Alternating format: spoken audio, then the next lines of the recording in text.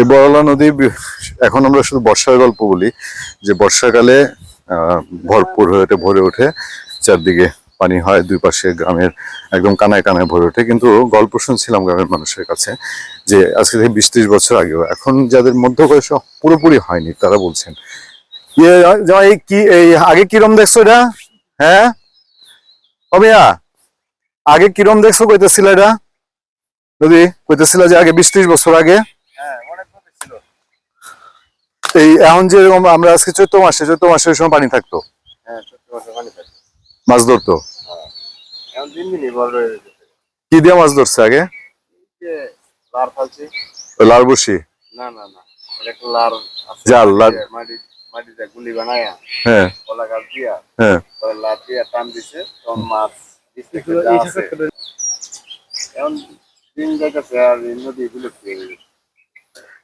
বিষ এদিক দিয়ে নদীটা সামনে কি মাথা দিয়ে শেষ? হ্যাঁ ও আচ্ছা আচ্ছা, নদীর মাথাটা কি বন্ধ? ওইটা বন্ধ, ওই যে ইয়ার হাওর আছে, হাওরের ঢাল। না না, কিন্তু মাথাটা কি এমনি আটকায় দিচ্ছে না আগে থেকে বন্ধ? ওই ওদিকে আর নাই। আমার একটু ভাই কওছেন, তুমি ছোটবেলা এলাকাটা কিরকম দেখছো একটু কও। হ্যাঁ থাকেন, ছোটবেলা এলাকাটা কিরকম দেখছো? নদী, মাছ? এখন থেকে তো এই বিগত 20 বছর আগে যে অবস্থা ছিল নদীর, এখন তো এরকম এই অবস্থায় নাই। এখন এই চর পড়ে গেছে গা, নদীর স্রোত কমে গেছে গা। হ্যাঁ, সুইচ গেট জায়গায় জায়গায় সুইচ গেট হওয়াতে নদীতে আগের মতো আর স্রোত থাকে না, যে কারণে ফইল ফইরে এটা বড় হয়ে গেছে।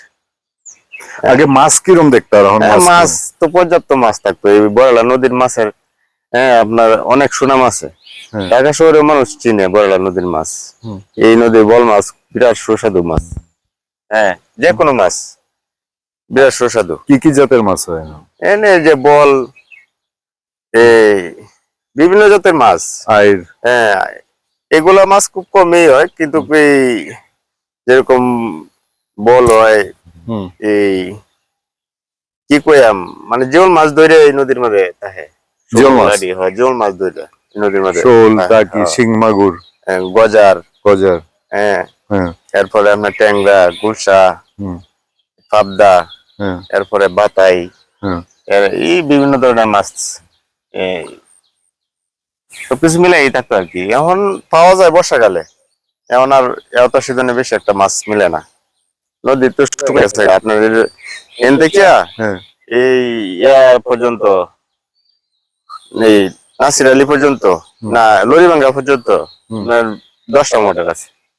মোটর এই মোটরে যে সেচ দিতেছে, পানি উড়াইতেছে, এটা কিন্তু আপনার মোটরে শুকাইছে, নাহলে নদী শুকাইতো না।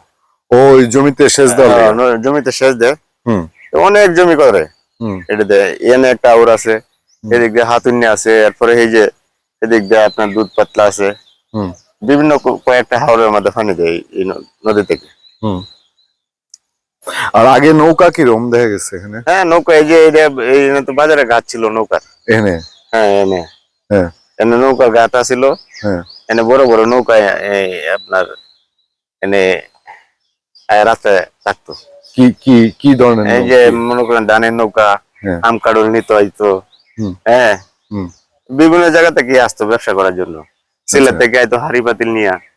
হ্যাঁ, মানে বিশাল বড় নৌকা, ওই মাটির হাড়ি আছে না, এগুলো নিয়ে আইতো না। আপনার ধান দিয়ে বিক্রি করতো, টাকা দিয়ে বিক্রি করতো। 10 দিন 15 দিন থাকছে, পরে বিক্রি করে পরে গেছে। মানে যে নিয়ে যায় পরে রাত্রে এনে রয়েছে। ও ঘুরে ঘুরে। নৌকা ঘাটটা বন্ধ হয়েছে কতদিন হলো? এটা বন্ধ হয়েছে আপনার প্রায় 25 বছর। ও, এখন তো এই আগের এই ব্যবসা গুলো চলে না? না না, এগুলো তখন চলে না, এই কারণে আম কাঁঠাল লয়ে যায়, গাড়ি ঘোড়ার সুযোগ সুবিধা বেশি না। এখন আর এগুলো চলে না। আপনার বাড়ি উত্তরি এই আম কাঁঠালের গাছ প্রচুর আছে, সব ফল ফলান্তি গাছই আছে। এখন বাড়ি তো আর বাড়ি না, এখন আপনার সবাই উন্নত। আগে তো এলাকায় আইতে মানুষ চিন্তা করতে হইতো 2 দিনের, যে আওয়াই তো একটা মুশকিল আছে। এনে তো ব্রিজ ছিল না, এই যে ব্রিজটা এনে গুদারা ছিল একটা। আচ্ছা, হ্যাঁ, এই ব্রিজের পরে যে আপনার একটা রাস্তা ছিল, এত সেই জন্য এদিক দিয়ে গাড়ি যাইতো মদন। এই ব্রিজটা তো হচ্ছে আপনার 94 আচ্ছা হ্যাঁ 94 এটা উদ্বোধন হয়েছে। আচ্ছা হম এই 90 মানে কাজ ধরছে, 94 উদ্বোধন হয়েছে, 3-4 বছর লাগছে বুঝতে পারো। এই একদিক দিয়ে ভালো হয়েছে, একদিক দিয়ে একটু ইয়ে হয়েছে আর কি, নাকি? হ্যাঁ আচ্ছা, নদীটা একটু দেখে আসি। আসলে দর্শক, আমি এক গ্রাম বাংলার প্রাণ প্রকৃতি, নদী, হাওর, পাহাড়, অনেক কিছু আপনাদের সঙ্গে শেয়ার করব।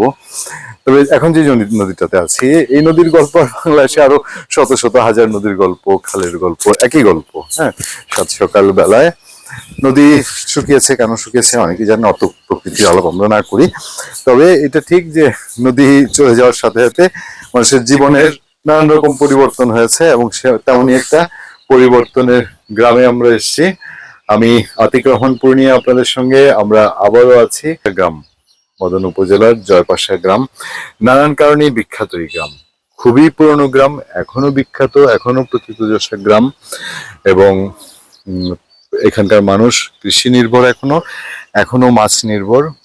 এই যে নদী আপনারা এখন দেখছেন, যে নদী মানে নদীর মাঝখানে এখানে আছে। আজকে থেকে 30-40 বছর আগে কেউ যদি কল্পনা করতো যে নদীর পেটের ভেতরে আমি ঢুকে আছি, তাহলে বলতো যে আমি হয়তো আধ্যাত্মিক কিছু হয়ে গেছি। হ্যাঁ, কিন্তু এই যে দেখেন, আমি একটু নদীর তলের মধ্যে। আমি কথা দিচ্ছি, বর্ষাকালে আমি আপনাদেরকে এই জায়গাটায় নিয়ে আসবো, এবং এই জায়গাটাতে বর্ষায় ঠিক একটু মনে রাখবেন আপনারা যারা সবসময় আমাদের সাথে থাকবেন, যে এই যে বাজার, জয়পাশা গ্রামের এই ছোট্ট একটা বাজার, এই যে দেখতে পাচ্ছেন বাজার, ঠিক এই বাজারটার বিপরীতে এই নদীর মাঝখানে নৌকা নিয়ে আপনাদেরকে দেখাতে আসবো।